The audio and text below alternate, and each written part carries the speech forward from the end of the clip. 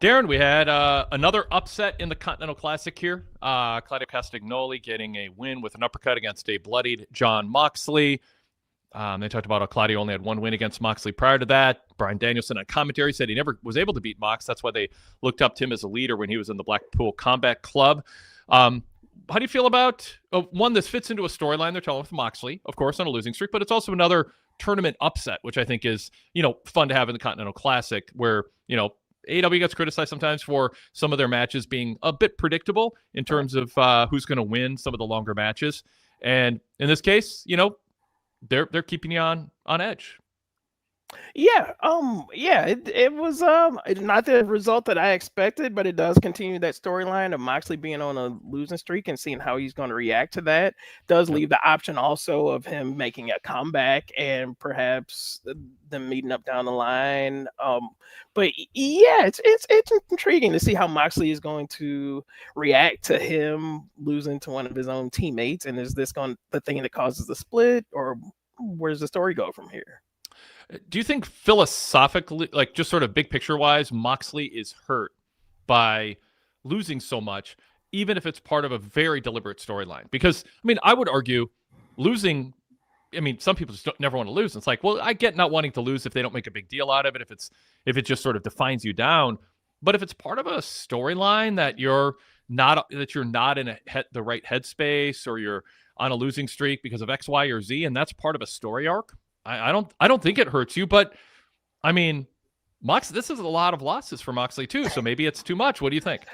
It is quite a few losses, and that did cross my mind, but he's a big enough star. I think that he can absorb those losses, and it is leading to a point. So at some point, he'll make his comeback, and it would be a concern if he was. And he's losing to top quality opponents also, so he's not just losing to anybody.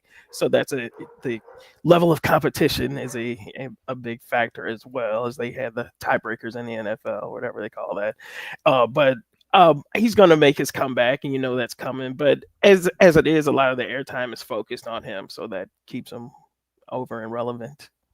And obviously, to have the Continental Classic be interesting beyond being good matches, you need to have, everybody but maybe Roderick Strong score some points in this one. And you want to have some suspense to the end, and having Claudio beat Mox is it's convenient to have this match early and put Mox behind the 8 ball, so to speak, give Claudio some momentum to add some intrigue to Claudio's matches going forward. Because at any time, if you're a wrestling fan, you can have the Jey Uso Royal Rumble win type thing where you just are like, well, I didn't see it, but I'm on board, cool, let's see if this works. Maybe they want, especially if Moxley leaves the Death Riders, maybe they want Claudio to be like a co-leader with Pac or something like that, build up credibility. They could go a lot of different directions with it. Claudio could end up staying with Moxley because he doesn't like that there's an overreaction by Pac and whoever. My hunch is, I don't know how it all breaks down. I can make a case for everybody sticking with Moxley, or everybody breaking up with Moxley if they do split, and maybe nobody aligns with him. But there's a lot of stories you can tell here with this, but Claudio doesn't have to be a jerk about beating Moxley. It can more be Moxley being a little despondent. Not that he doesn't respect Claudio, but that it's part of a larger pattern. And so, it's a fun, it's a nice story. Adam Kidd in the chat says, I like the main event. Also, the Death Rider breakup is the slowest of slow burns. It is, but I don't mind it. No, that is a big part of the story. Is how is Claudio going to react to this? Is he going to be brash and over the top about this? Is he going to take it in stride? But also, this does give him momentum. As they pointed out, he's on a big streak. He had the big CMLL victory, and I think he's had a couple of other TV victories. Of course, he won his first match in the Classic as well. So they're telling a good story with him as well, and look forward to seeing what's going to happen. What do you have a hunch where the Moxley story is going, or maybe a better way to put it is a preference among the various options? A preference. I'd like to see him go ahead and split out and lead the Combat Club, and maybe you could have Claudio, you could have Pac as the new leader. Yeah. You don't even necessarily have to have a leader. They can just coexist. But I'd like to see Moxley leave and have maybe a babyface turn and see where that could freshen up his act as well. And I think he's doing a good job. Not that he was getting stale or anything, but for a while it was in the Death Riders, but they managed to course correct. And I think he's very compelling right now, and I look forward to see him making a face turn. When you look at the lay of the land in AEW, and Moxley's been such a big part of the company from pretty much the beginning, where is his value at this stage with AEW? Like, when you look, if he turns babyface, they've got some good babyface acts. They got Ospreay and Swerve is back. Ospreay on the sidelines. Darby Allin hospitalized. They're giving us an update on precautionary hospital visit after last week's Continental Collision match, and that was kind of scary. Looking at him like struggling in a hospital bed, it looked like a scene out of a movie. And then you have there's a pretty bottom line is there's a good depth chart. Kenny Omega too, in terms of people you could perceive as top tier wrestlers on the babyface side, and of course Hangman, if I didn't mention him. That's a crowded group for Moxley to get in. Where does Moxley fit in? To me, he's still their MVP, because especially like in the post CM Punk thing, he was the guy that held it together. He was their focus, and I think to some degree, even the lead up to All In, their biggest show of the year, he was the centerpiece guy who held everything together. So I'd like to see them continue to focus on him somewhat. Then in the days of the Death Riders in the beginning, they were kind of right in the middle. Sometimes they would take on babyface opponents, sometimes they would take on heels, and that's something he could still continue to do and just still remain a big focus. So he doesn't necessarily just have to go to hugging babies and everything like that. He can still. I would not let him hug my baby if I'm in the front row. Not a good idea. Or in the crowd. Yeah, Moxie shows up. He's like, hey, there's a baby. Can I hold it? No, I love you, Mox, but you're not touching my baby. At the character, not the real person, of course. Agreed. So yeah, fun stuff. All right, let's we got a lot more to talk about on the show. Let's pause, introduce our show and ourselves here, and then we'll get back to more topics here, more Continental Classic results, women's tag team results. Dark Order back on Dynamite, some ROH pay-per-view plugs and promos. We get that 2, 3, 4 times a year where ROH starts getting mentioned more often. And a lot of Don Callis family and even a Kenny Omega appearance. So we'll get to all that and more as we continue here. This is the Wade Keller Pro Wrestling Post Show on Wednesday, December 3rd, 2025. I'm Wade Keller, host of the show, editor, publisher, and founder of the Pro Wrestling Torch Weekly newsletter and the website pwtorch.com, and the host of a variety of podcasts throughout the week, including yesterday's Wade Keller Pro Wrestling Podcast flagship episode.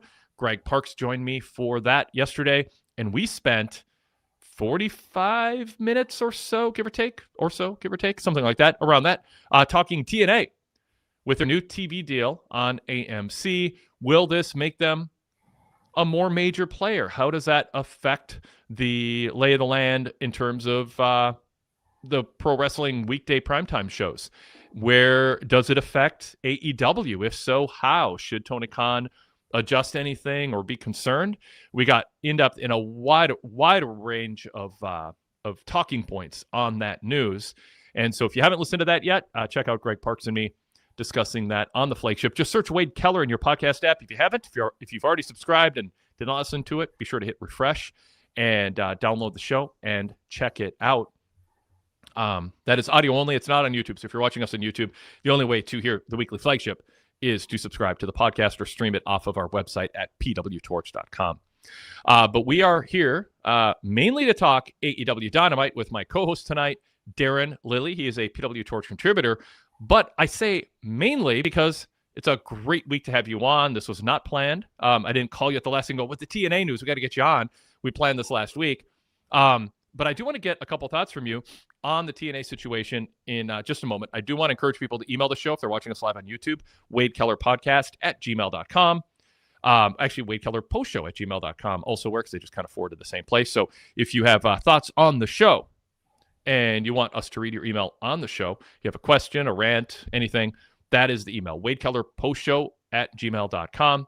You can also participate in the chat. We have a live chat going on. We'll put those on the screen and read them for our audio-only listeners, of course, as always, throughout the show. And you can also be a video caller on the show. The link to be a video caller is in my TV report that I do live during Dynamite at pwtorch.com, our website. that has news, features, a lot of AEW content Wednesday afternoons, by the way, to warm you up for the show. The Feud Tracker from Zach Barber, and just whole array of features that are really cool, covering AEW throughout the week, but especially on Wednesdays. So you can check out PWTorch, kind of get primed and catch up on what you've been missing.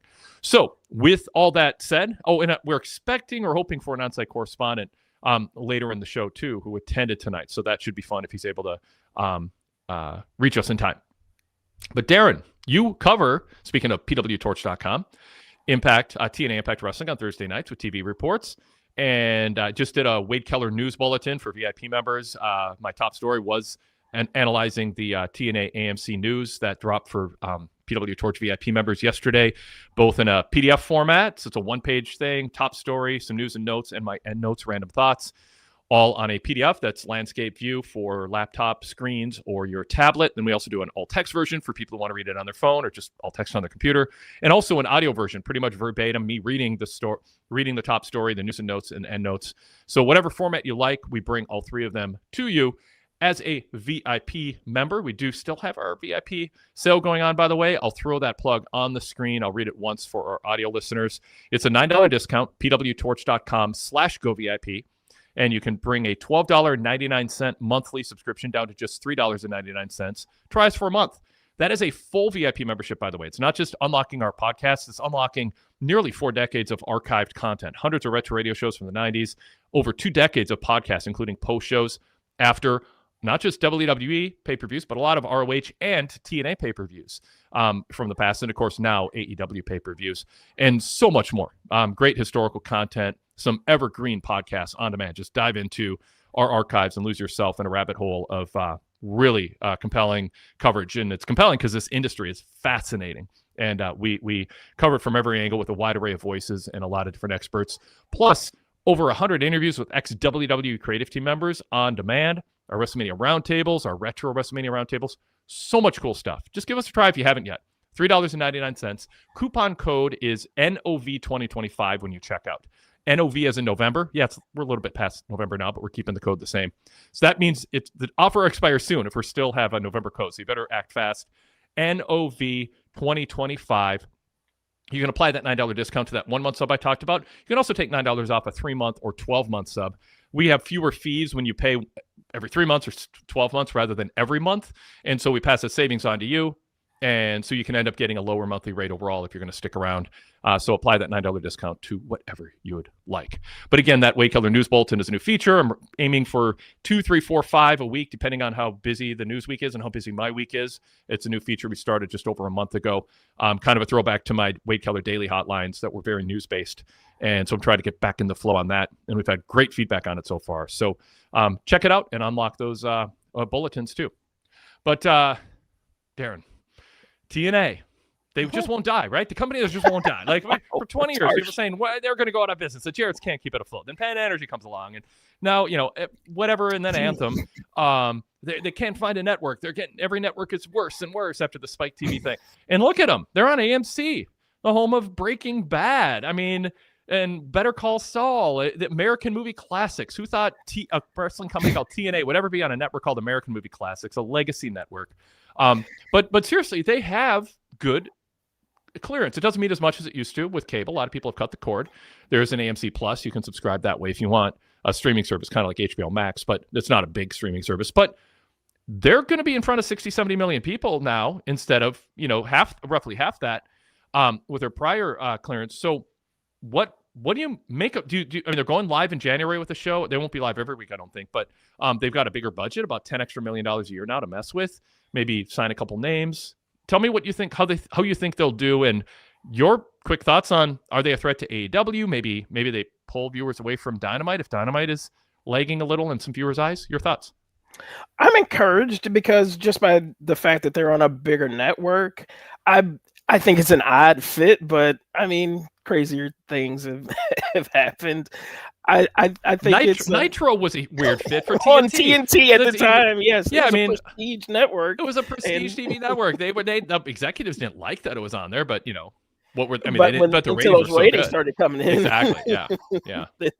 So this could be something similar to that. I am encouraged. Obviously, I would presume that they're getting more money, and that can lead to bigger talent signing and hanging on to some free agents when their contracts come up, because that's a big thing.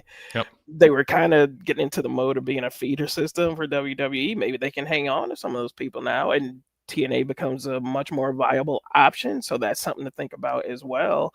As far as becoming a contender to AEW, I mean, that might be a bit much, because I think their contract is much larger. But I think they made a smart decision keeping it on Thursdays, because if they were to go head to head, that's just, I don't think that would be beneficial to them. They want to keep their same audience and continue to grow that. So I'm very encouraged about how things are going. Derek Mitchell says, I guess Darrin and I are among the 150,000 viewers who watch TNA on Access TV. I was happy to hear TNA finally landed on a stable cable channel like AMC. 150,000. The last numbers I saw were lower than that. That might be more of a peak number. I have to relook at those numbers, but that's, I mean, it's smaller than Collision, you know what I mean? Like in terms of their viewership. And now they have a chance to reach some people who, you know, over the years, there's been some good buzz about TNA in recent years. I don't think they're at their peak right now, Darrin, would you say? I don't either, no. Yeah. That Kazarian title. I mean, I'm a fan of Kazarian as a, you know, I think the term I used with, I think it was Greg on Tuesday on the flagship, is he's kind of like the mayor of a small town. Like, woohoo, look at me, I'm great. I'm a big shot in this small town, but he shouldn't be the governor of the state, you know, like. Pretty good. And so, it was a curious call. I don't know if it was contract issues with Santana or they just wanted to make news or whatever, but hopefully by January, if Santana's locked in, they build around him. Is there someone else they have that you would build around? I mean, Joe Hendry kind of feels like they've been there, done that. I think they underestimated the WrestleMania a lot, you know, just being squashed. Like, he's just a kind of a novelty guy now. Yeah, I think there's a little mileage in Nick Nemeth still. Yes, I do too. Yeah. And I wouldn't be surprised if maybe they did this in anticipation of having a big title change with the debut. So maybe that had something to do with it. I still wouldn't have done it, but yeah.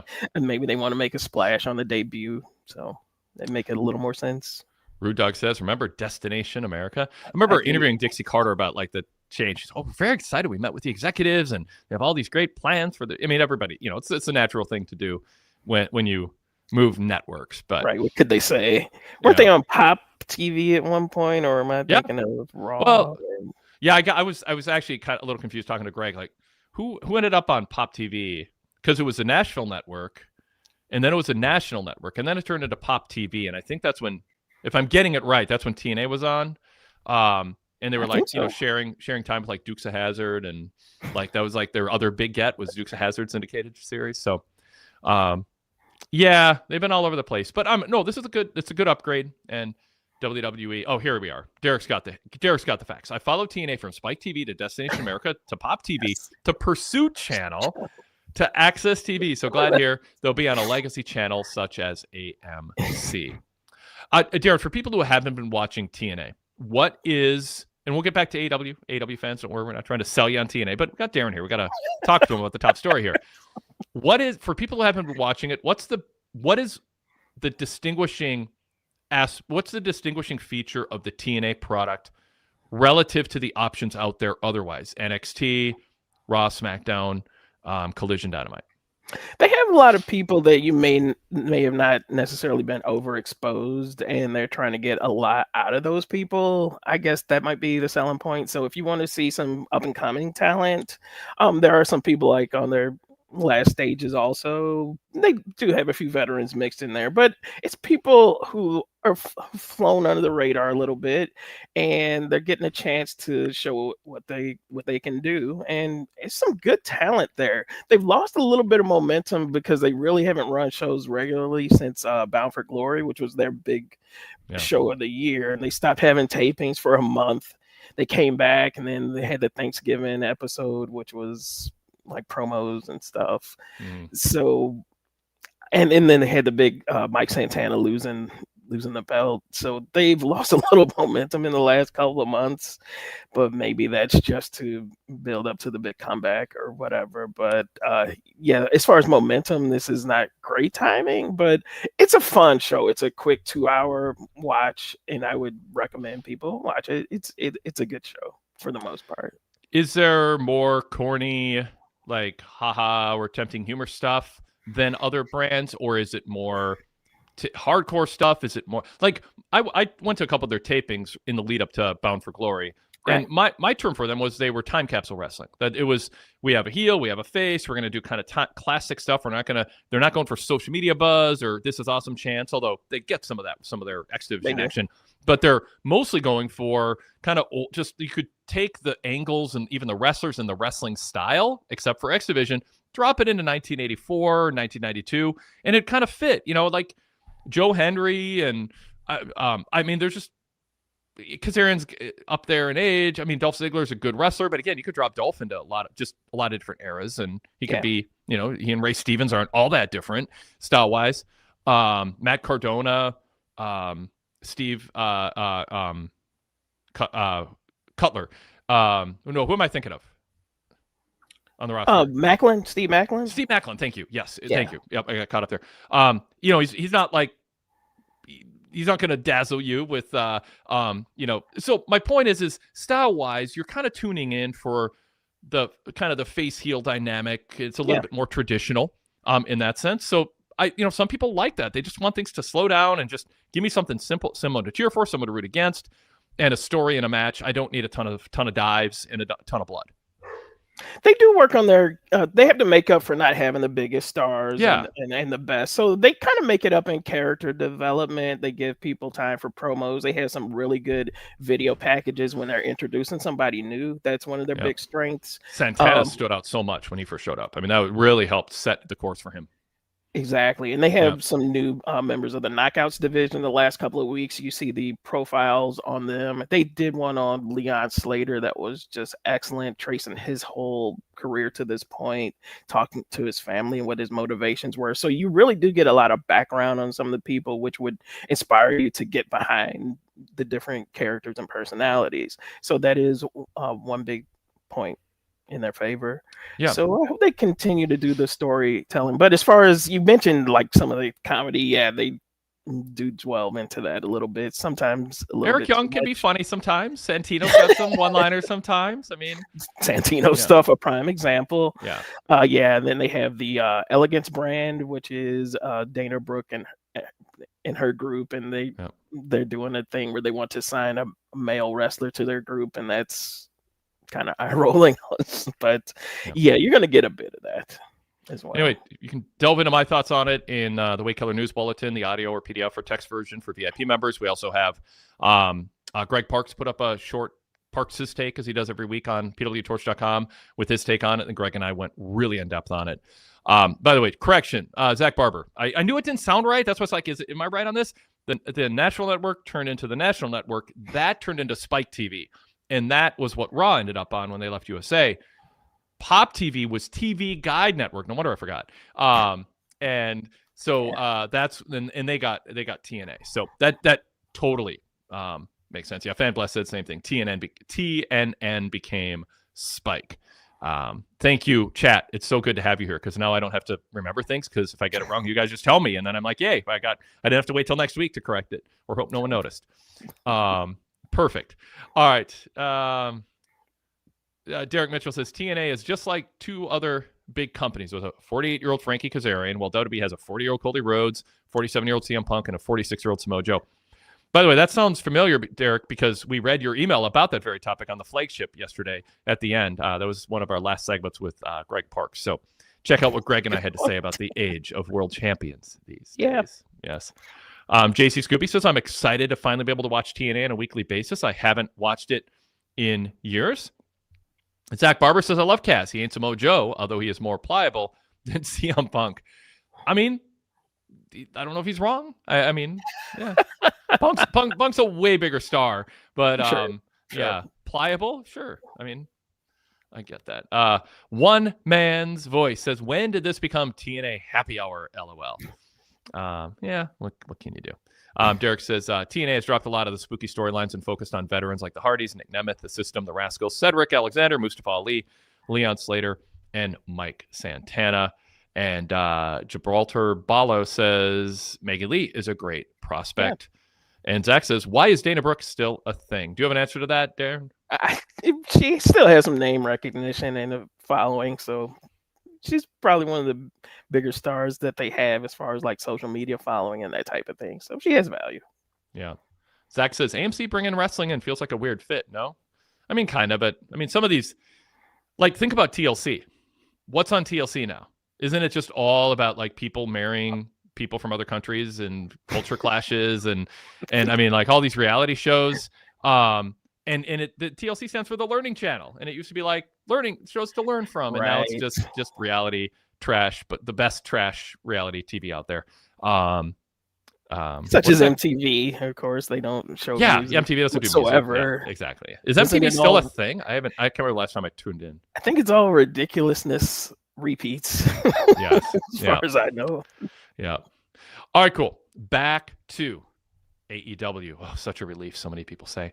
I'm very curious though how TNA does out of the gate on AMC in terms of viewership, and if WWE cross promotes them and what they do to kind of build up to that first show. And I wonder how AMC is going to promote and support the product as well. Are they going to promote it through other shows? Well, do they think it's a big deal? For sure. I mean, it's kind of scary because, like, remember RoboCop showed up in a WCW pay-per-view and like someone had to sell for him, and Sting is like acting like he's a tag team. It was just embarrassing crossovers, and we've had like Shark Week stuff in AEW. Are they going to have like the zombies show up, like Walking Dead show up in the first show, or I don't know. Yes. Yeah, we'll have a zombie match, or security. All the security guys will be zombies, and then Hangman can like decapitate them or something. I don't know. Anyway, we'll get into that. All right, I said we're moving on from TNA, and listen to us. We're still talking. Okay, so we had an opening show segment with Samoa Joe and Hook. Joe gave a little more explanation, a little bit more on the dynamic with Hook, and he made the case or explained that he wanted Hook, who grew up sort of privileged because he was a son of a world champion wrestler. He really put Taz over. Taz had to love that. Taz loves that. And he wanted him to see what it was like to be with the second-class citizens, like Eddie Kingston. He said he wanted Hook to be around someone who never got across the finish line. And fans are chanting for Eddie. He said he could eat with the second-place people for a little while.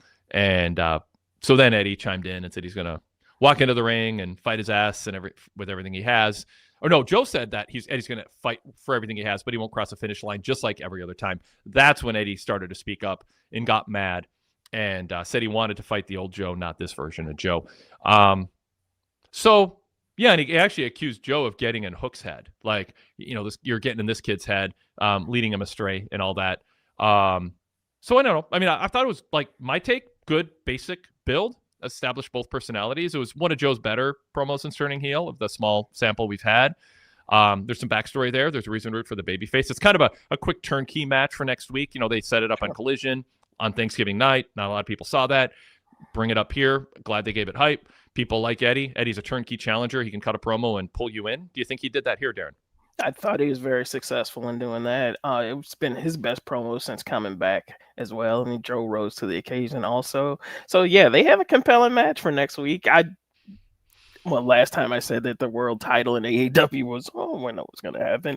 And it turned out the exact opposite way. So, I mean, they'll put on a good match. But I really did like the interplay between both of them. I think they both delivered to make it compelling. Yeah. So how have you felt about Joe being champion now that we're a few episodes of Dynamite in? Is it settling in as, okay, they had some ideas. It's a good way to end the year. You got Continental Classic going on, dominating things, a women's tag tournament, but that doesn't involve the men, so it's not super relevant to my point. But with so many wrestlers caught up in the Continental Classic, and you give Hangman something to fight for, because, Hangman might be the type of character who is better when he's angry, although he's always angry. He's always yelling. And at least this week, he didn't threaten to kill anyone. But because I'm just so sick of that. But he did beat up security guys, which is so like, is there anybody more relatable to the average wrestling fan than an hourly worker security guy wearing a black t-shirt, just trying to do his job to restore order with a bunch of unruly wrestlers? And wrestling promoters and wrestlers think what wrestling fans want to see is these hourly workers like them just get beat up for no reason. I mean, Hangman went after this poor guy and gave him a buckshot lariat. If that's a killer finisher that's going to end matches against top wrestlers, why is Hangman doing that to a civilian who's just an hourly worker? And I know people go, well, it's just wrestling and nobody thinks about that stuff. Well, I do. And I talk about it. I think things should make sense. I like, though, that Excalibur said, and Daniel Bryan, I think, chimed in, he could get fined and suspended for this. They actually defended it and said this is inappropriate. Yeah. So I get Hangman's mad, but you know what? When good people are mad, they don't go after other good people with vicious attacks. Like, you can push your way past security, but don't go. It's just such a tired trope that nobody thinks about. They just do it because they think it's cool to see a bunch of wrestlers dressed up as security guys take bumps. But I think it's just a bad look for a babyface, and I know I'm tired of it. And Zach's of course is going to say this on cue. Wait, I'm sorry. I don't think anyone cares about security schmucks. I don't think they do either, because it's a trope and it's not worth doing because nobody cares. But it's a look that says our show doesn't make sense.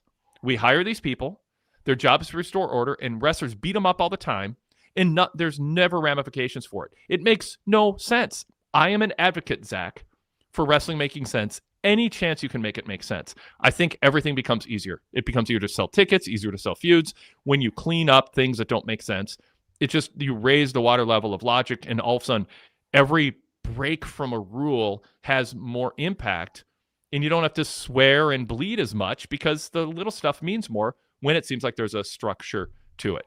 Fan Blast, by the way, says, I don't feel bad for security. Sorry, you make it your profession, get in the way of tough guys. You get what you get.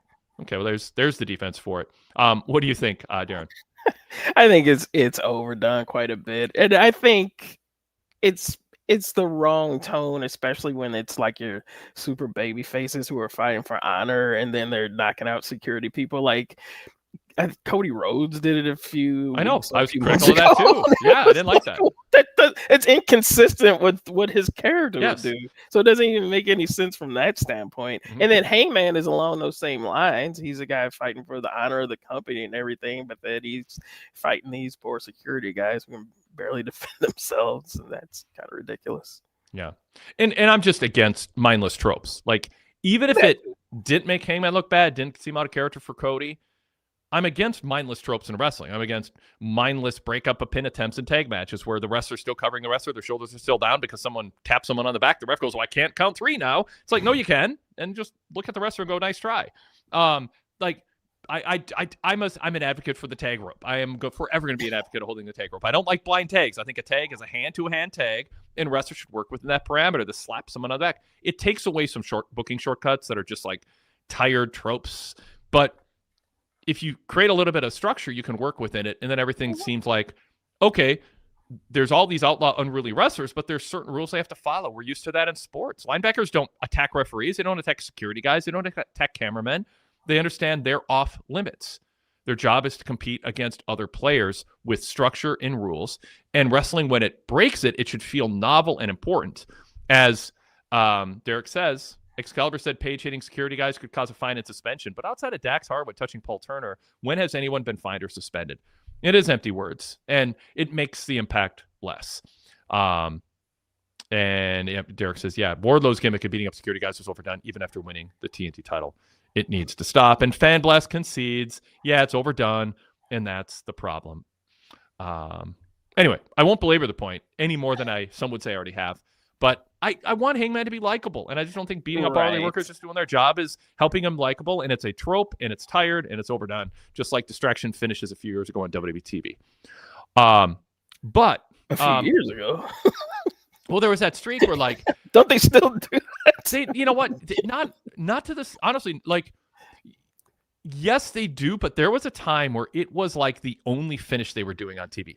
Where someone would come to the stage and then a wrestler, and it was like we kept track. It was like 26 out of 30 weeks. Like the main event of Raw and SmackDown. This ended with a wrestler going, "Oh, someone's on the stage. I better stop winning the match that I'm about to win and stare at them for no good reason and lose." Like, it was so stupid. It was like over the top overdone. And it's like, it's like the bitchometer. It's just like things mean more when you don't just do them all the time because it's just a mindless thing that you just do to do it. All right. What do you think of, I know I sidetracked, but Joe is champion. Dust is settling. You have the Continental Classic occupying a lot of top guys. Now you got Joe against Eddie next week. You got kind of the Hook story. You've got the rest of the ops, and you have Hangman wanting to go after him. It is, it's kind of in the holiday season with some special episodes. It is a way, you got the Dynamite Diamond Ring Battle Royal coming up. There's other things going on. So you can sort of have, and I have utmost respect for Joe, even though I was hard on him for his couple heel promos he did after winning it. Utmost respect for Joe. I think he's had a phenomenal career. And that ROH title run, I'm glad it got some attention tonight as like maybe the greatest ROH title run in ROH history. I mean, easily it was. And one of the best title runs ever outside of crowd size because it was a small company. But match quality, diversity, opponents, Joe just killed it. People should look for that. But Joe's kind of a B champion. Like, he's not talked about as an Ospreay, Moxley, Swerve, Omega level guy. He's late in his career. So I kind of think I get why Tony did it right now. It's let's just do something novel off to the side with a heel champ who I can rely on to cut promos and have good matches. And we'll get through the end of the year and then kind of reset and have new things in 2026 where Joe probably isn't champion for long into 2026 if he lasts that long. So Darrin, your thoughts on that? Yeah, there hasn't really been a drop off. He has such credibility that he's built up over the years that there hasn't really been a drop off of him as world champion where people kind of like the Frankie Kazarian situation where people are kind of rolling their eyes. We're sure he's a veteran and everything, but he didn't quite have that world championship caliber level of experience. But Samoa Joe fits right in. Again, not the move I would have made, but since they went ahead and did it anyway, I think he's still credible in that spot. He's a guy that people can rally against. They want to see Kingston come in and beat him, and he might not necessarily do it, but he's a guy that people will find unlikable and that will be tough to beat. And so I have not seen a drop off in the world title picture. But there's, again, they have so much going on that this was the time to do something like that. One Man's Voice 867 says Joe as champ is fine. Hook is the issue. Sorry, he doesn't belong in this spot at the moment. One of my first Wade Keller news bulletins when I started that feature was, why is Hook in a four-way turn a title shot?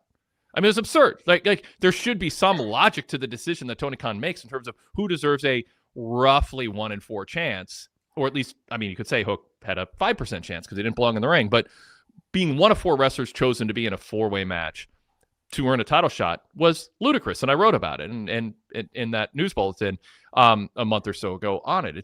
It was dumb. Well, now we know it. The point was they wanted Hook in the ring with Joe for Hooks. He had a feud with Hook, and if they were thinking ahead, they wanted to go back to the footage and go, hey, look, Hook tapped out quickly to Joe. Although I dissected that last week after Dynamite on the Wade Keller hotline where, I mean, the match itself, Joe and Hook were going at it the majority of the match. There was no, like, let's avoid each other because we're in cahoots. They were beating each other up and isolating against each other, and in and out of the break, they were beating each other up. So this idea that some master plan, which was sort of implied last week, didn't make sense. Hook shouldn't have been in the match to begin with. So I'm not against Hook getting featured, but I think, as One Man's Voice says, Hook might be getting pushed ahead of where fans perceive him and ahead of where his promos and in-ring wrestling is at this point. Is that a drag on this, or is it kind of a long time coming? It maybe is a little later than we'd want, but let's see how it works. It's sort of the November, December Continental Classic time period. Let's see if Hook can shine with the spotlight on him, Darrin. Could be one of two things. It could be them just finally giving him his opportunity to sink or swim, because he's been in there a while and they featured him in some different kinds of things. So this could be them giving him a shot to see how he does, if he fails or succeeds. But also another part of that is perhaps they want people to have that kind of heat where it's like, he doesn't deserve that spot. I hope he gets beat, and I want to see somebody, see that he does not deserve that opportunity. So it could be working on that level as well, that they're giving him too much and the people want to see him get beat.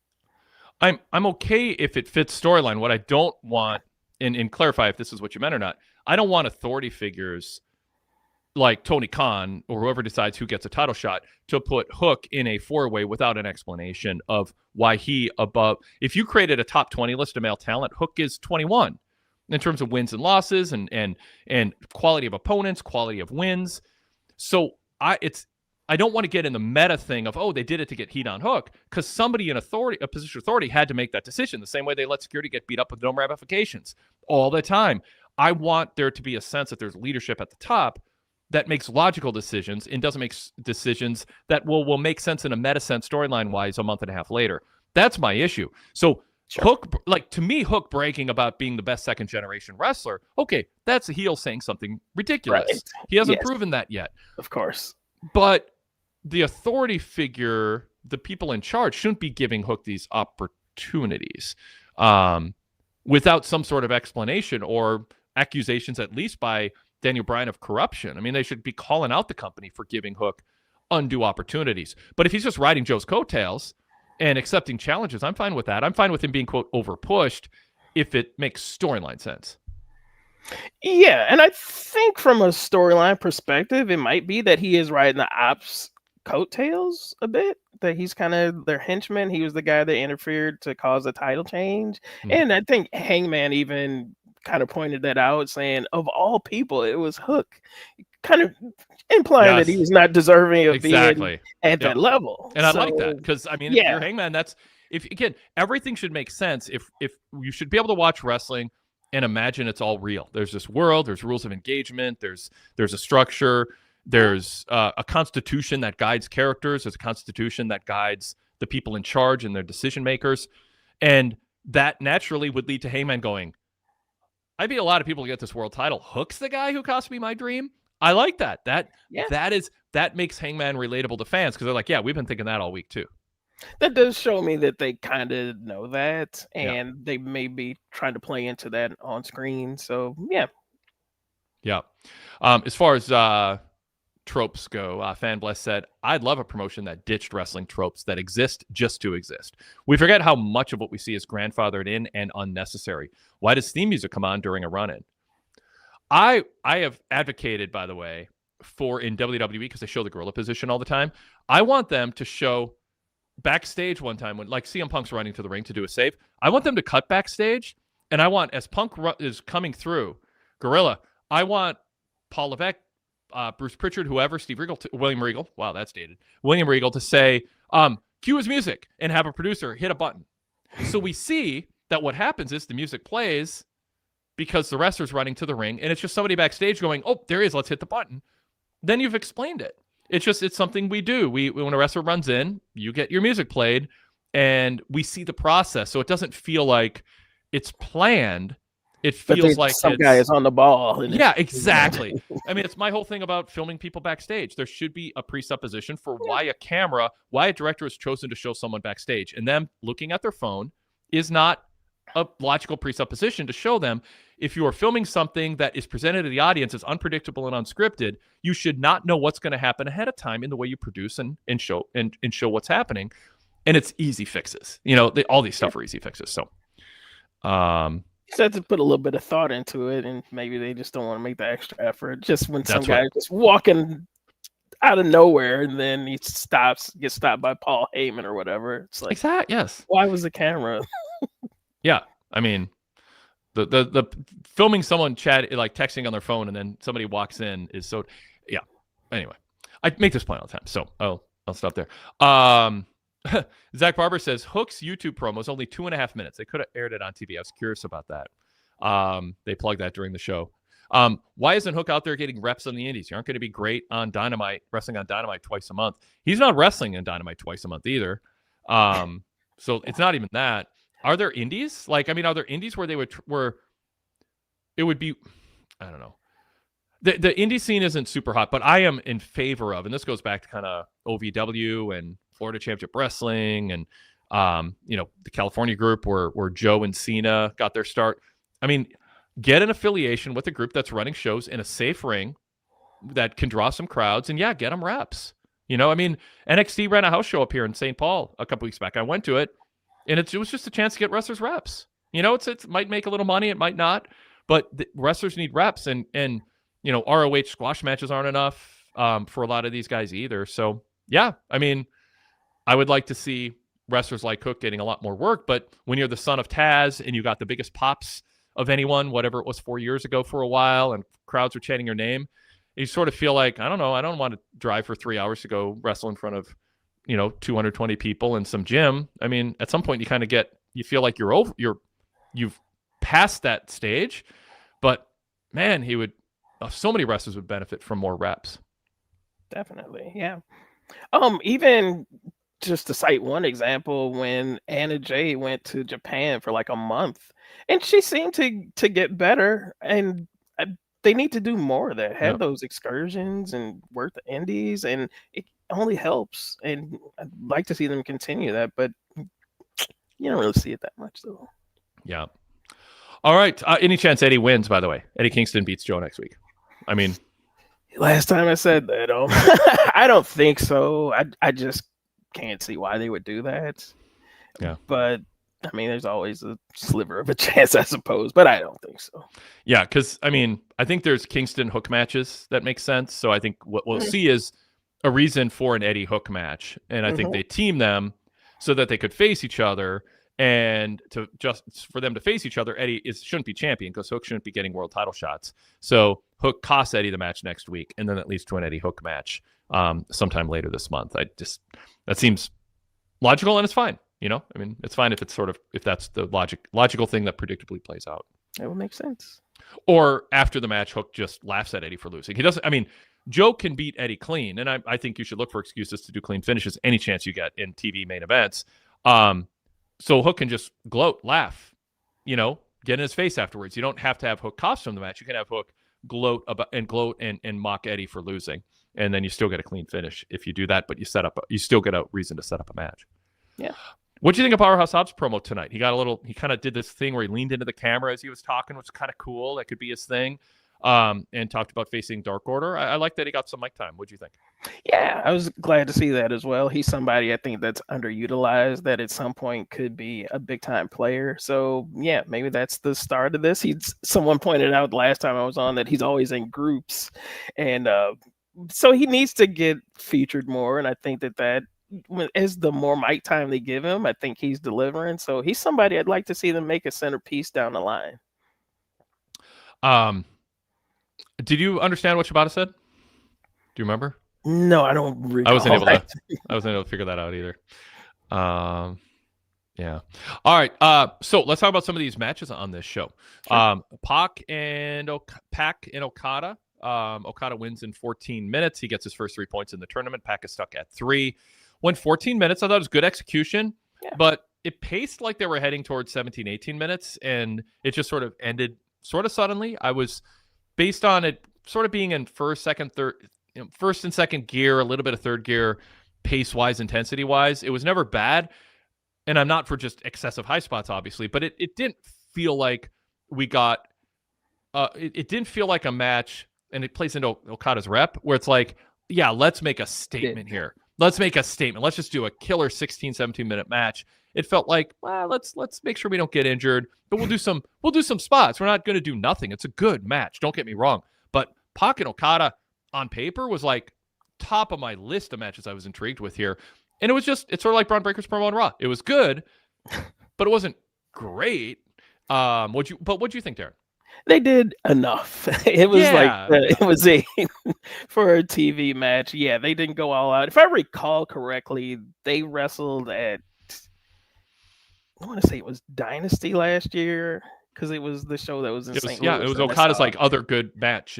That's that's hurtful. But no, so it wasn't up to that level, nor did it necessarily have to be, because you don't have to go all out for the TV matches, but they did just enough. And I mean, you hate to say that it was a little bit disappointing, because I mean, they both put in a good effort, and it was a TV match for 15 minutes. It was good, but you point this kind of Okada style, and you got what we kind of expected.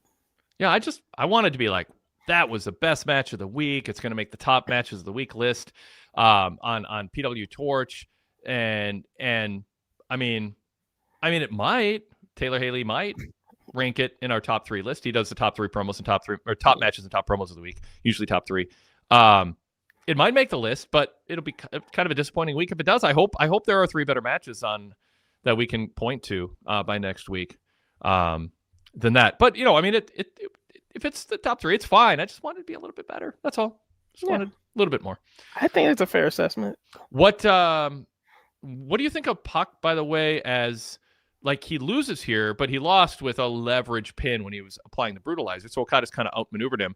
Yeah. It's a clean finish, but it doesn't say Okada's the better wrestler. It said he was he was the better wrestler in this match, but not the better wrestler overall. I don't think Puck gets really hurt by this, other than the fact that when you're getting a push, which Pac is right now, after a long layoff, and you might be leading the Death Riders, and you might want to be seen as a threat to Moxley at a top tier level, any kind of loss can set you back if you don't have the backstory of credibility to absorb it. Does he have enough to absorb this, or does it send a kind of a signal to the casual fan? Well, Pac's not that special if he got booked to lose to Okada.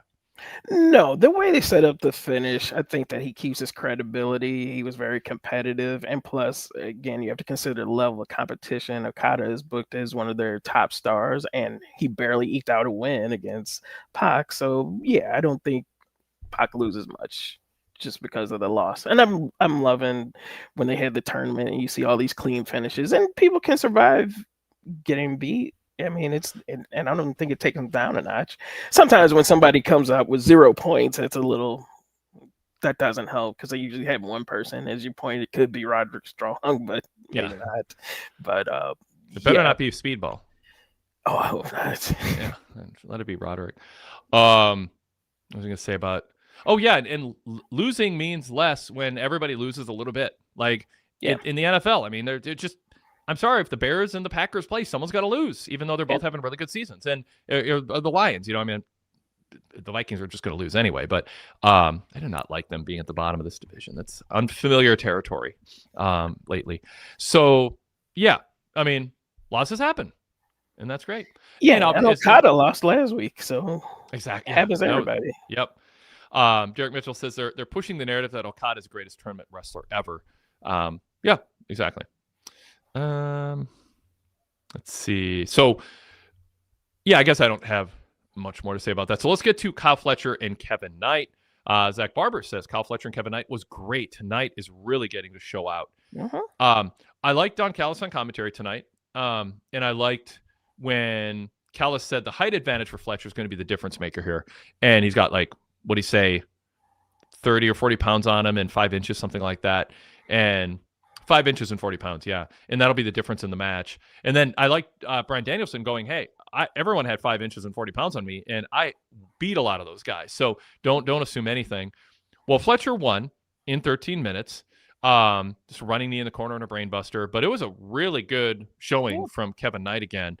So after the upset win last week, Knight is not going to be zeroed out. It made Fletcher's win feel more impressive that he beat somebody who scored an upset win last week. How are you feeling about Kevin Knight? And, I mean, is there any chance he ends up, like, I mean, maybe this changes the story, extinguishes it pretty early, but does he stack up some wins, and is he at least a late contender to be in the first or second place in the Gold League? I don't think they want to bury him in this tournament, and that's why they put him in the first place. So I'm hoping he's a guy that I've seen, because he had a little run in Impact / TNA, and he showed so much promise, and I think he's delivering on that. I think this tournament's he's gonna be one of the key guys that comes out of this in a better place. And tonight's match I thought was really good. People are starting to get behind him. And the other thing that struck me in the match is just how far along Kyle Fletcher has come along. Because I mean, they've done such a good job with him, his credibility and everything, and you expect him to win a match like that, and he did win, but he's going to be a big time player. I mean, he kind of already is, but I think that the same thing will happen with Kevin Knight as well. He's a prospect. So I'd like to see AEW promote somebody new, where they're on a journey where now it's like, oh, he was a tag wrestler and just kind of in the mix with a lot of other guys who really never go anywhere. AEW needs to show upward mobility is a thing. Yeah. And I know Tony's got a comfort level. He likes his Orange Cassidy's, his Kyle O'Reilly guys. But at some point you just got to, like, get behind somebody new who has the traits that Kevin Knight does, that does stand out. I mean, there's a cool factor that was AEW hasn't had the cool factor at a high level for a while. Even things that wrestling fans who love AEW think are cool, like Kenny Omega, are not cool to the uninitiated person who's giving it a try. Like, who's this? Kenny Omega isn't a cool guy unless you know the totality of his history. So Kevin Knight's a cool guy. Like, he's just like, okay, I can get behind. I want this guy's t-shirt. I want to tell my friends that this is my favorite wrestler. Like, give people that. Give people a young, athletic guy. We're talking about ages of people right now. Hook got super over in AEW in part because he was this kind of cool, soft-spoken dude eating potato chips with a hoodie and sweatpants. And, like, he stood out as cool, and that's one of the reasons he got pops. Eddie Kingston's cool in a different way. Moxley's cool in a different way, but you want to have that mix. So, real quick thoughts on just the Moxley-Claudio match. We talked about the finish, but just what do you think of the type of match that they had? They went pretty much just past 15-minute announcement. Moxley, of course, bled a little, some ringside fighting. Anything stand out since we're just talking about the match quality? It was good. It was very physical, and they wrestled it in a way that you could believe they could still be partners afterwards. Yeah.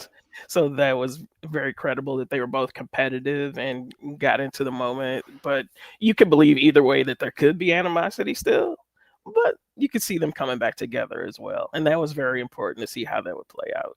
I like the consoling by other Death Rider people at it's just the congratulations and Yuta slapping hands with both guys and stuff. Zach says, yeah, that running uppercut finish was brutal. Derek says, I'm not a fan of Fletcher's attire, much like early HBK, but if AEW doesn't screw up Fletcher, he should be the guy for years to come. One man's voice says, surprised they started with fun grappling. Fletcher sold in Spotlight tonight very well. Positive showing for both, who most likely will be the future of pay-per-view main events. And Derek says, I think Derek mentions, I think Kyle Fletcher and Takeshita both seem like they should turn babyface down the road. Real quick, and then we're going to our on-site correspondent, Jack London Jr., who called in. What did you make of Marina Shafir hanging out at ringside and the referee having to tell her, no, you can't be at ringside? But, she's part of the Death Rider, so she could have just said, I'm here representing Claudio or Mox. You don't know, so you can't DQ either of them because I'm representing both. I mean, maybe there's a technicality there, but there was also part of it, like, did she not get the memo or pay attention? Like, I wondered that. Yeah. So yeah, could have been. I know. That's funny. Yep. Swerve and Fletcher. Derek says Swerve and Fletcher have a cool factor in AEW, while everyone seems very bland and indie-rific. All right, let's bring Jack into the conversation. He attended tonight's event in Fishers, Indiana, at Fishers Event Center. WrestleTix had them at about 3,400 in the building. Jack, welcome. Good to see you and talk to you. Thank you so much. Thanks for having me. Absolutely. So tell us about your experience. What stood out tonight? It was a great show. I mean, being the Continental Classic, I knew it was going to be some good wrestling. I was on the fence about if I was going to come or not. But once they started unfolding the card and I saw the matches, I said, yeah, I had to be there for it. So it was a really, really good wrestling show. I'm just mad that I did not get to see Mercedes Moné because I went to get a hot dog before the show started. And I forgot she was the Ring of Honor Women's Champion. So by the time I got the hot dog and got in there, she did a match and match was over and she was gone. So I did not get to see Mercedes, but it was a really great night of wrestling. Who got the biggest star pop of the night from what you saw? We don't know if Mercedes did because you were getting a hot dog, but otherwise. Yeah, man, I missed it. I think the people that you would think. I think Moxley got a huge star pop. Kenny Omega probably just because of the way they kind of built it, waiting for him to come out, and then the music. So I would say Kenny Omega probably got the pop of the night. Yep. Hangman, where was he in relation to them? Oh yeah. I think Hangman's was good too. I don't know if they played song. I think Kenny's was a bigger pop because they played his song and then he came. I think Hangman just kind of ran out there if I remember correctly.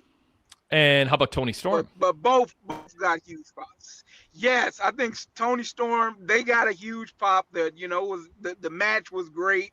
Lots of good fun spots in there. A lot of crowd engagement. To me it seemed like it was a pretty hot show in the building. I don't know what it looked like or came across like on TV.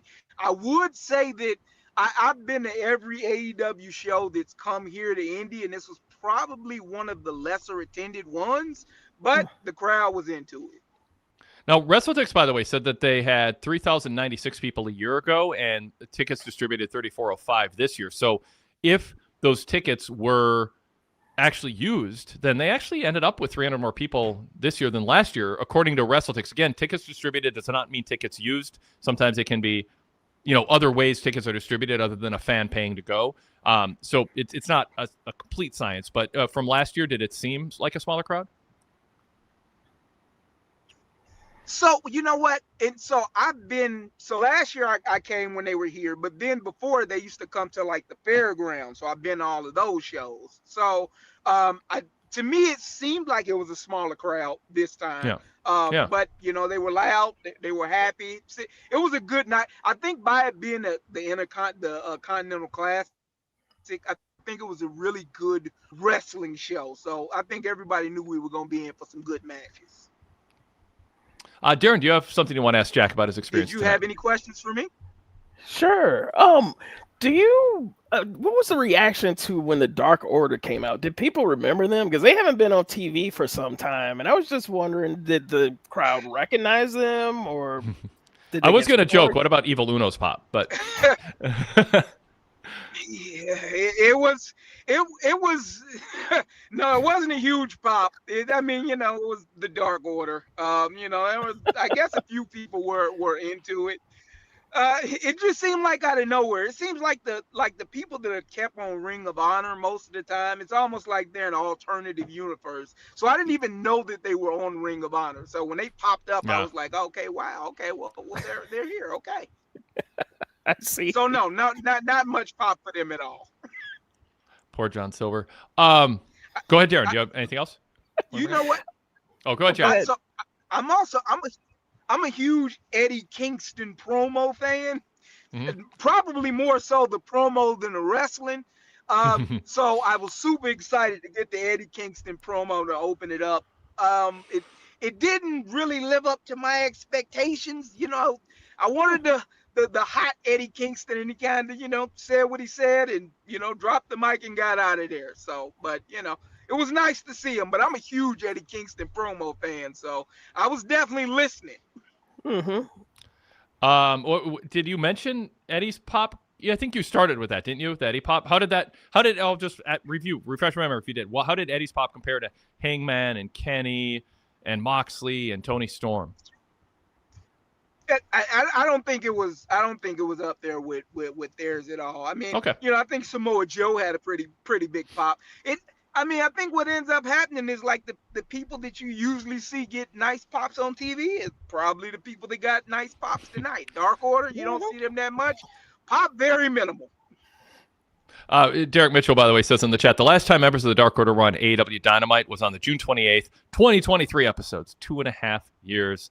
Yeah, this alternate universe that is ROH. It's just weird. Yeah. By the way,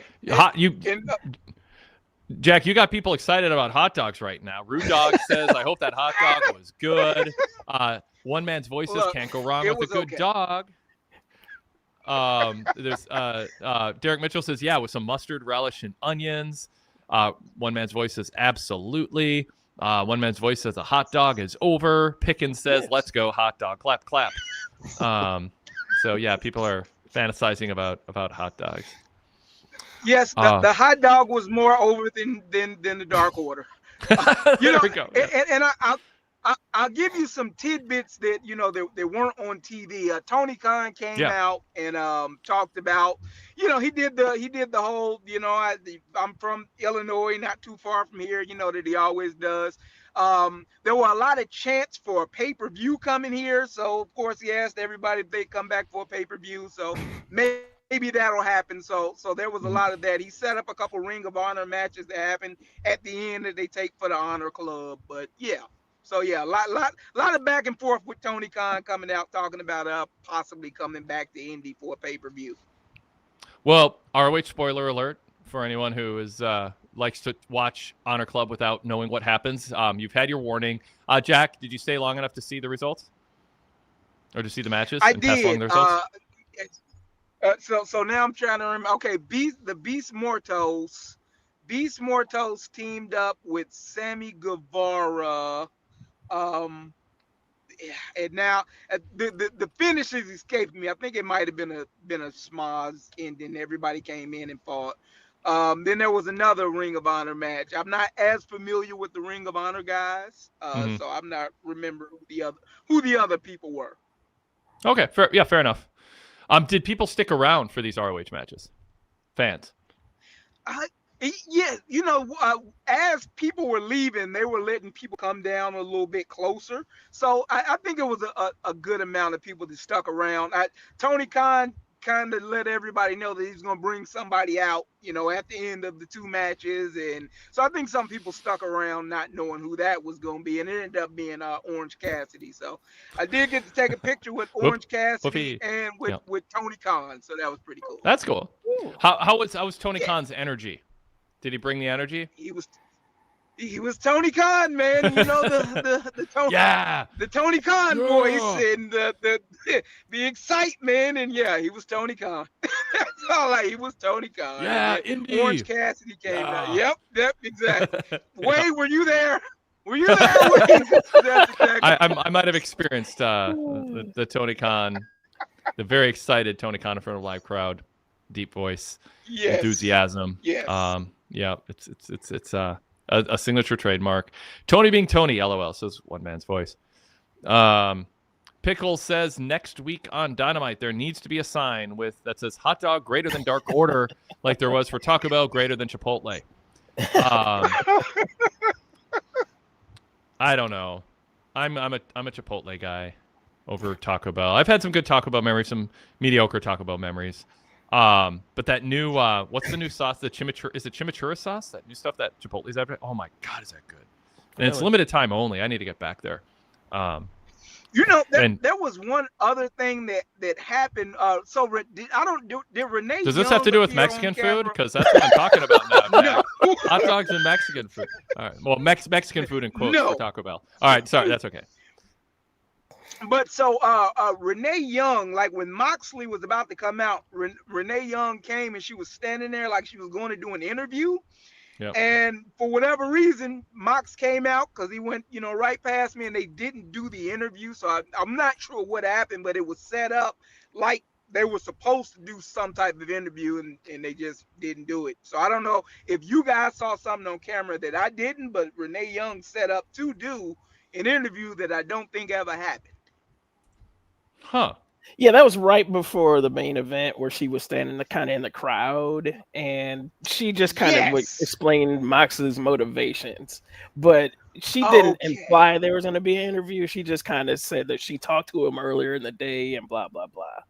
So I think it was just something new they were doing, but I don't think it was supposed to be an interview. But it probably did look like that from the crowd's perspective. Because we couldn't hear her, and she was standing there, and it seemed like she was talking, so I thought it was going to be an interview, and then just went off. So there was something, so I'll see that on TV when I get home.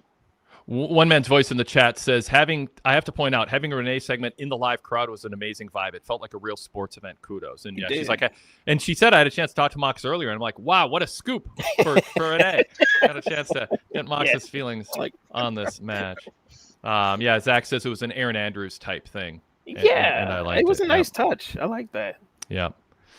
All right. Jack, I'm trying to think if there's something else I wanted to.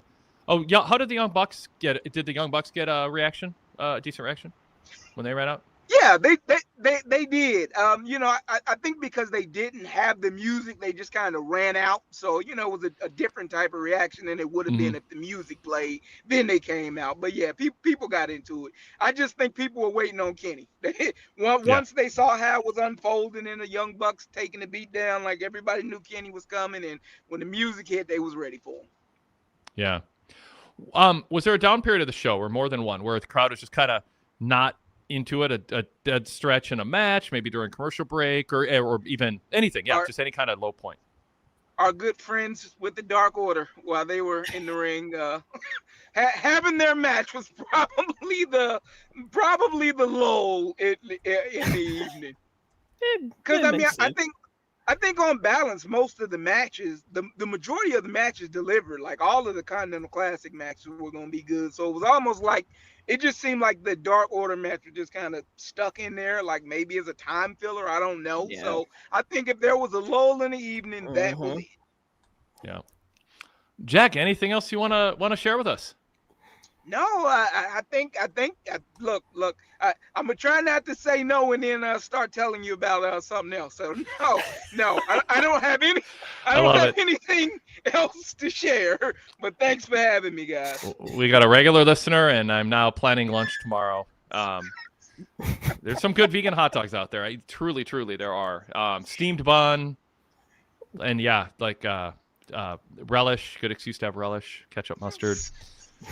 Man, but also Chipotle. Look, I'm a chef, Wade, so I'm gonna be looking. Oh, for really? This hot vegan. Yes, I'm gonna be looking for it now. I love Wade said it. A good vegan hot dog. I'm going for. What is no, seriously? They've really, and vegan. There's some really good vegan sausages too, like brats and stuff out there. Whole Foods and Co-ops carry them, and a lot of other places. What kind of chef are you? What kind of food's your specialty? So kind of everything. So I work for like a food sales agency. So it's my job to kind of sell food to that thing. So the people I cook for are people that own restaurants and schools and hotels. So I'm the middleman in between the manufacturer that makes the product and the customer that uses it. So that's kind of my deal. So would you be able to make a great vegan meal for me if that was your task? Look, I think I got you, Wade. I think I got you. All the great content you've given me, I owe you something. What would it be? Like, what do you have something in mind if you had to? I want to know what you'd make. We're losing him. He's on the spot now. His connection. Oh no! Oh, there he is. Now he's back. You steer that way, and I can't hear. Okay, yeah, we can hear you, but it's kind of coming and going. Okay, you sound really, really far away. All right, well, we won't bore people with me wanting to know what my personal chef's going to make me anymore.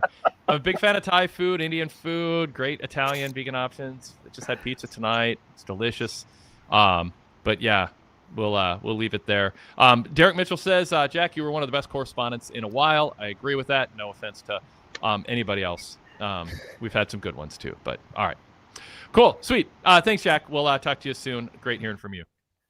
Derek goes, what about a vegan soul food dinner? I'd take that for sure. Yeah, definitely. Ooh. I mean, I have had good vegan meals in every genre. Like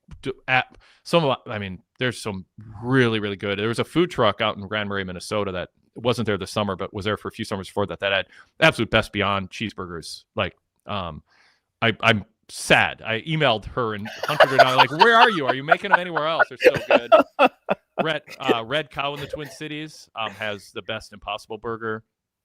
I'm blanking out under pressure. If you ask me who my favorite band is, I blank. My mind freezes. Like, it's always been that way. But there's a great double Impossible Burger place out on Nicollet Avenue in Minneapolis. That is wonderful too. So yeah, there's every genre. There's vegans come a long way in like 18 years. I've been mostly vegan. I'll have some wild fish every once in a while too. I want to be clear about it. I haven't been 100% vegan the whole way, and a couple times I've had some wild, just some fresh laid eggs. But vast majority of my calories are vegan, so don't talk about that a lot. Zach Barber goes, vegan soul food. You just rip the soul out of that meal. I don't want impossible pork chops with my pinto beans. Well, you can, Zach. I don't say this phrase much, but you can do you. But I'll take all the. Anyway, I don't want. There's so much. There's my food, my meal range, my palate has expanded so much since I stopped doing ranch dressing with chicken fingers and bacon cheese. I mean, I'm eating so much better variety of food. It's been so exciting these last 18 years to just. I try so much new stuff because I'm not just going to the staples, just that I did before. So it's been a worthwhile journey. All right. All the TNA talk and all this vegan talk, we're going to lose all our listeners. Darrin, all these AEW fans. How do you... Yeah, exactly. Darrin, what else on Dynamite stands out to you that you want to bring up? I think we covered. Oh, we didn't talk about the tag match. That I enjoyed that. I like all the participants involved in there. It's kind of surprised that Marine and Shafir took the pinfall because they've really been putting an emphasis on her. But I understand that they want, because I would imagine that Tony and Mina are gonna probably eventually at least be in the finals of the tournament because they're very popular. It was fun to see Luther come back as well. It was a fun match. I mean, it wasn't the greatest thing, but it was a fun way to break up between the tournament matches. So I enjoyed it. Yeah. Trying to think if there's anything. Briscoe had a nice promo. Mark Briscoe. He did. Actually, two of them, but the first one was better. What do you think of Ricochet? Talking about everyone in the country's all the indie promoters are calling him because the national title, they've said it more on social media than TV, but a little bit on TV. That's going to be a title that gets defended in the territories, which wasn't really the thing it was known for back originally either. I don't think so. It's kind of weird, but whatever. Just defended in Georgia. Is exactly. Yeah. So I don't know, but yeah, I like him. I like his line about that he's done the last couple of weeks about he loves charity work. It just cracked me up. So I hope they continue that. And it seems like they're going to follow up and maybe have him do some indie appearances because the way they've just been building it up, I think they have to follow through with it. And so it'll be interesting to see where he turns up besides ROH this weekend. Yeah.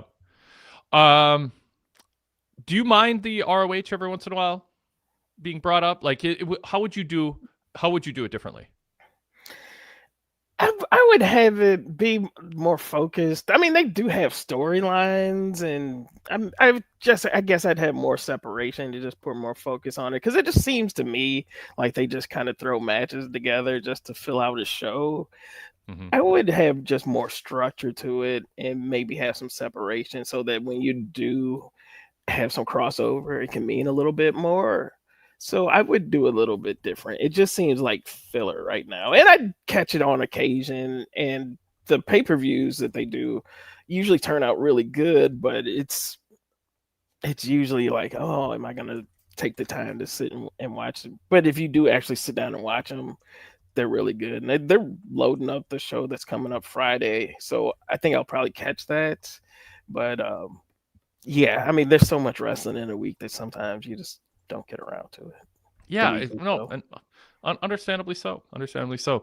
Do you like how much Don Callis is getting TV time these days, both on promos and on commentary? I mentioned that earlier, and in my report, I said for so long they should get in the Don Callis business. Stop having him just kind of show up every once in a while. Like, if you're gonna have him around, like utilize him and make him a big centerpiece manager. He is a loudmouth, and if he's worth having on the roster, and you think he's talented, put him in a situation to show that skill.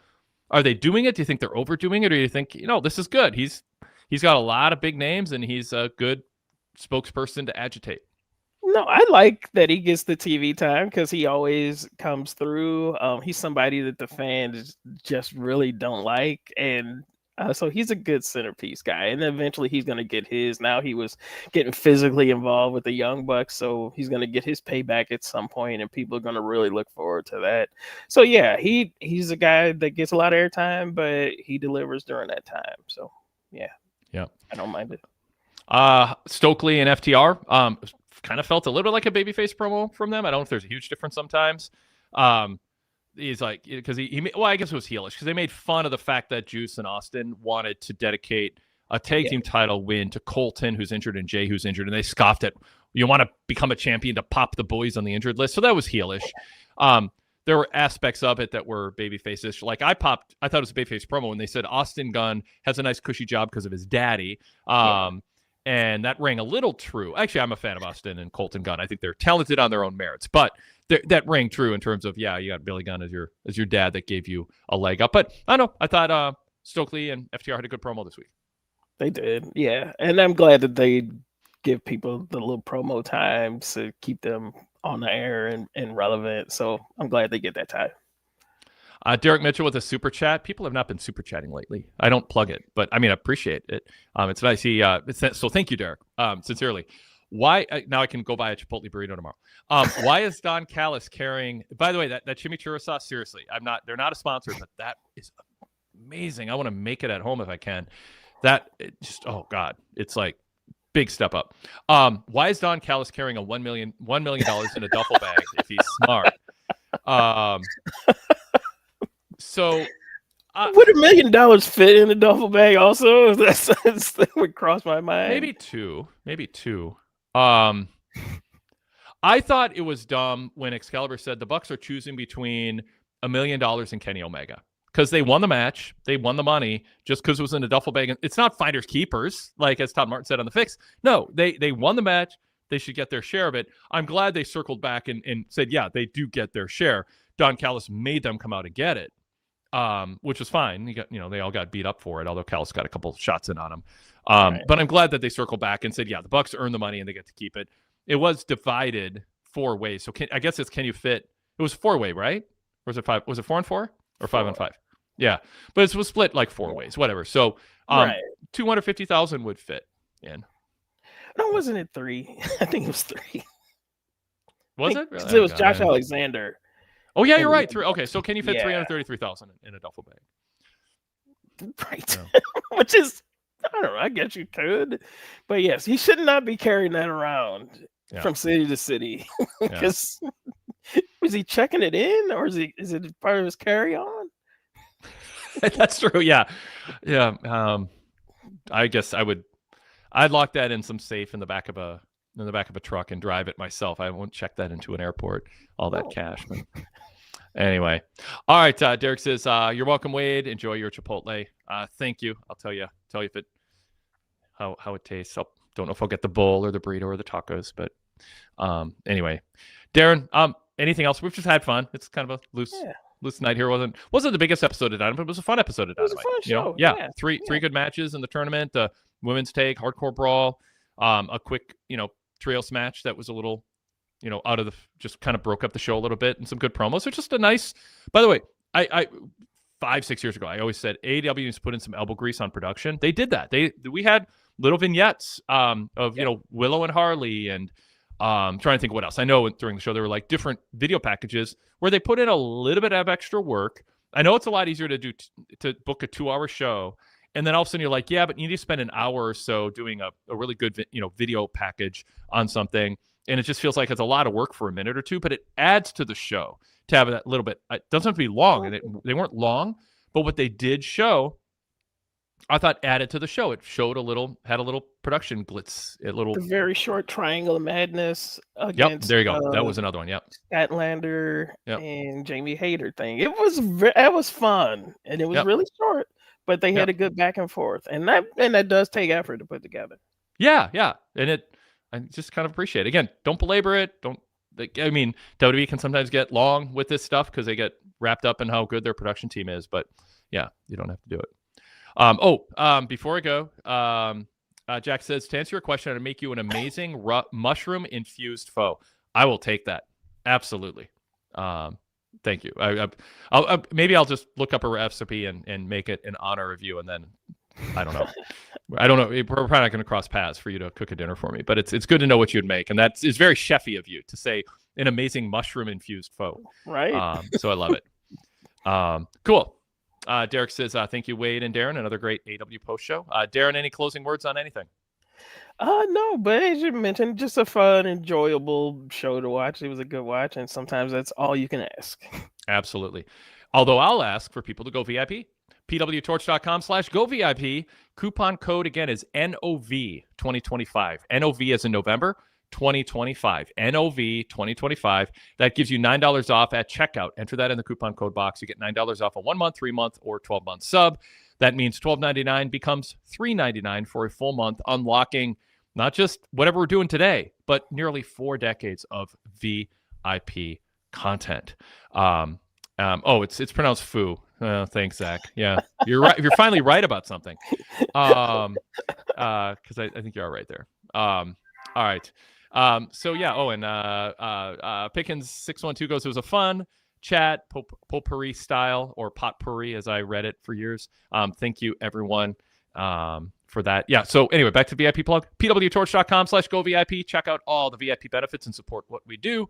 pwtorch.com/govip. Coupon code NOV2025. Thanks, Darrin. Thanks to our on-site correspondent, everyone in the chat. Oh, I feel like we got an email that I ignored. Oh, I feel bad about that now. Yeah, it's too late. Sorry, JB. We're doing the wrap up. We got to wrap up. Thanks everybody. I'll try to cover it in another format, and we'll talk to everybody next time.